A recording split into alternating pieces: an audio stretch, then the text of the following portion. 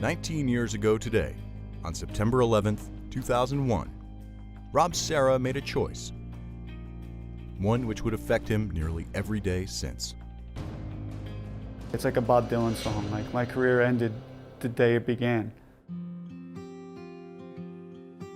Growing up in Staten Island, New York, Rob Serra began to play hockey at a young age. I started playing hockey when I was about 4 or 5, right after the 1984 Olympics. It always played an important role in my life, just as far as being part of a team. All my friends were hockey players, which any hockey player knows the bond that you form, and having that escape, a place where I can go and just not have to think about anything except playing.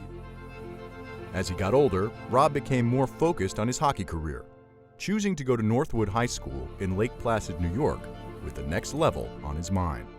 I was away at the Northwood School because I wanted to be a hockey player. My mother took me there to interview. She really was the driving force and supported me in everything I did. I mean, part of my dream was to play college hockey. I didn't care where. I just wanted to keep the dream alive and keep playing and have fun. Maybe play in Europe or something. Something all of us hockey players dream of. Well, my mother passed away in my junior year, and I kept playing, but my heart wasn't in it. 2 years after the passing of his mother, Rob decided to take the test to join the New York City Fire Department, like his grandfather and older brother before him. I took the test when I was 19, and I got called when I was 21, so it just kind of worked out. I graduated college in May and went into the Fire Academy in July. Rob Serra graduated the Fire Academy on September 10th, 2001, and wasn't to be placed in a firehouse until the 13th. So on September 11th, he was on his way to the FDNY hockey tryouts to get back to the game he had loved ever since he was a kid. This just in, you are looking at obviously a very disturbing live shot there. That is the World Trade Center, and we have unconfirmed reports this morning that a plane has crashed into one of the towers of the World Trade Center. I was actually in my car driving to Freeport, Long Island, for the first tryout. And when I got to the Verrazano Bridge, I could see one of the towers was on fire. You could see the smoke billowing out there, flames billowing out there, and a commercial jet crashing into one of these towers. So I drove home, swapped out my hockey bag for my fire gear, and reported to the closest firehouse. From there, they put us on a bus to take us to the Staten Island ferry terminal. So we got on the bus, a priest came on, and then the priest got real serious. He started reading us our last rites, and then everything just got silent.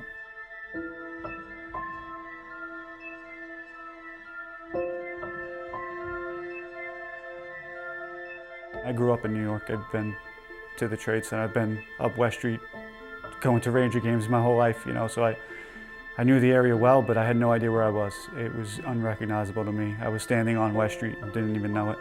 This is just a horrific scene and a horrific moment.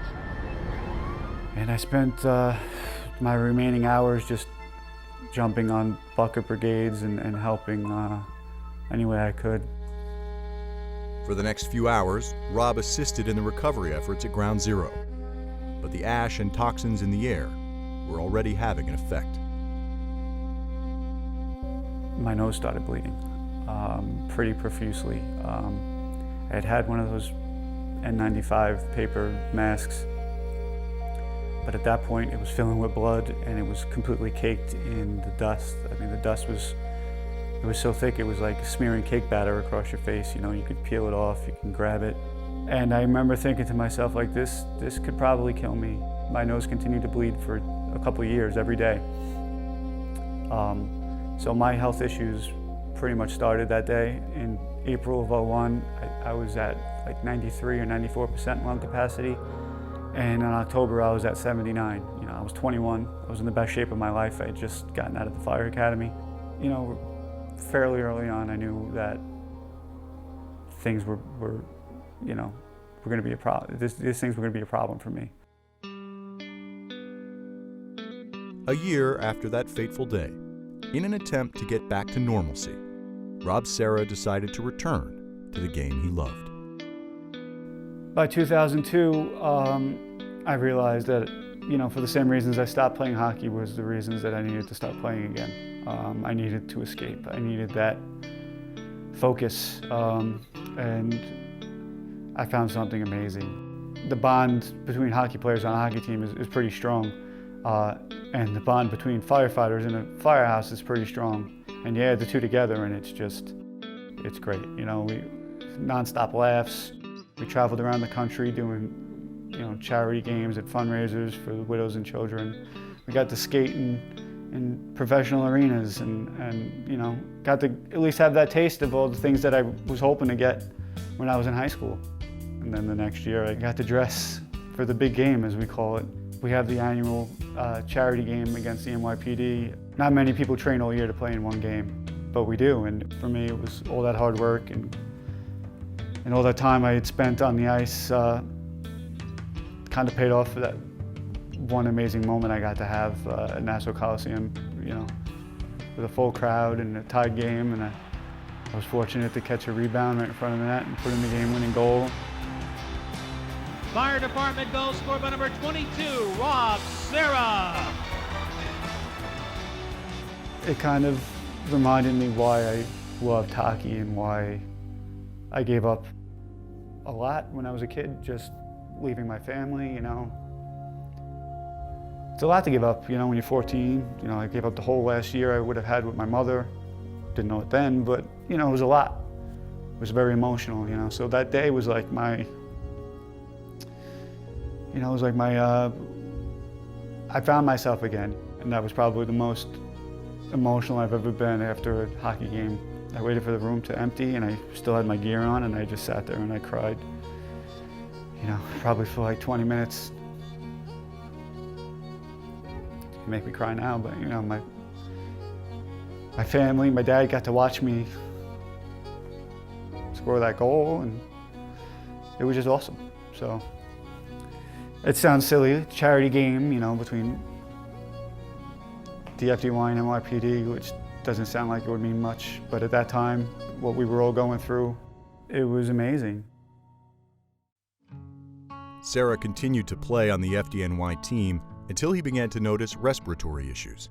In 2008, he was unable to play hockey due to numerous health problems stemming from September 11th.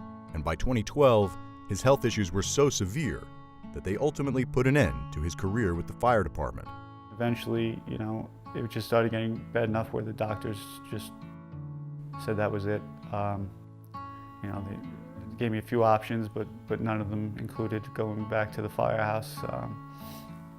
So I guess my last run was in July of 2012, and by December I was retired, which was pretty tough to take at 33 years old. I had 3 little kids, and I loved being a fireman. I loved going to work. I had already given up hockey at that point, but at least I still had the firehouse. So it was tough in the beginning. I kind of felt like I lost my purpose or my way a little bit. That first year or two was difficult, but eventually I found a new purpose and a new mission.